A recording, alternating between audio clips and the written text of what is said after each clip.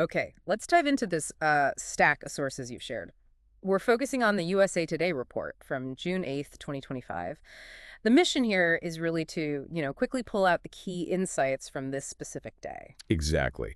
We're hitting the big points reported then, everything from, well, some pretty intense social unrest to shifts in global trade, even a surprising development in air travel, plus a few other interesting bits. Think of it as your fast track to getting up to speed on that snapshot in time. So first up, let's look stateside. Los Angeles, things sound like they were pretty intense there. Yeah, the report mentions mass rallies kicking off. Seems ICE, Immigration and Customs Enforcement had stepped up raids, leading to, well, dozens of arrests. And it got serious enough for the National Guard to be deployed. That's what it says. And what's really striking is how different figures framed it. You had the Homeland Security Chief, Kristi Noem, quoted, calling the actions essential to restoring order. Right, while on the other side, someone like Stephen Miller is quoted labeling the protests a violent insurrection. That's strong language. Very strong. And it mentions a union leader, David Huerta, was actually injured and arrested. He called the crackdown madness. Wow, so the real takeaway there is just how fast political framing happens, right? It's not just reporting what happened, it's actively shaping how people see it. Absolutely. You immediately see the deep divisions on the issue. Okay, so pivoting from that domestic tension, let's look globally. U.S.-China trade talks seem to have been back in focus. Yeah, President Trump confirmed a new round, right? High-level negotiations. Set for London, June 9th. The report actually lists the delegation. Oh, yeah, who was involved? Treasury Secretary Scott Bessent, Commerce Secretary Lutnick, and Trade Rep Greer. It notes this came after some kind of earlier deal in Geneva to lower some tariffs. Interesting. And the markets noticed, apparently. They did. Wall Street gained 1% just on the announcement. Mm. It really shows, I think, how sensitive those global markets are to any hint of de-escalation between the U.S. and China. That's a clear signal. The ripple effect of those talks is just huge. No doubt.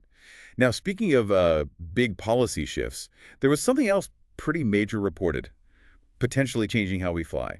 Supersonic travel. Ah, okay. This is the really cool part. The source said Trump signed an executive order lifting the ban on supersonic passenger flights over U.S. land. That's the one, a ban that's been around since, what, 1973?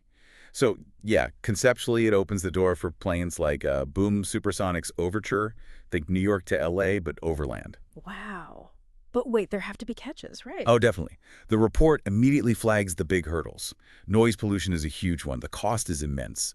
And critically, getting FAA approval. That's the Federal Aviation Administration certification. Right. So the insight here is that policy can change, like with the stroke of a pen. But the actual tech and regulations, that's a much longer road. Exactly. Policy can sometimes get ahead of the practical reality. It's a good reminder. Well put. Hey, shifting gears again slightly. Yeah. Politics and sports. That intersection keeps topping up. Ah, yes, the UFC 316 walk in Newark. President Trump confirmed he planned to do that. And also in Missouri, there was a big spending package approved by lawmakers. Over $100 million. What was that for? Well, it's a mix. Targeted tornado recovery funding, which makes sense, but also provisions aimed at keeping the Kansas City Chiefs and Royals in-state, plus property tax relief, research funding, kind of a bundle. Okay. So using public money for disaster relief, but also throwing in incentives for sports teams. Interesting mix. Okay, and finally, there were just a couple of other quick updates in the report. Yeah, just brief mentions. The Supreme Court was apparently reviewing some major cases, something about transparency for foreign funding at universities. Right, that could have big implications. And, oh, that prison breakout in New Orleans from earlier in the month. Any news? An update, yeah. Yeah. 8 out of the 10 escapees had been recaptured by then. Okay, progress there. Plus, of course, that reminder about the UFC event happening that night. So quite a day when you lay it all out like that from your source. We've got protests, the National Guard, high stakes, global trade talks, potentially game-changing air travel policy, sports, politics, the Supreme Court, even a prison escape update, all on June 8th, 2025. It's a lot packed into one day's report. Definitely. So when you step back and look at all these seemingly disconnected things happening at once, protests, negotiations, tech shifts, sports cameos, what really jumps out at you? What does this kind of snapshot tell us about the world you're exploring with this source? For me, it really highlights the sheer density of it all, the variety of really significant things happening simultaneously.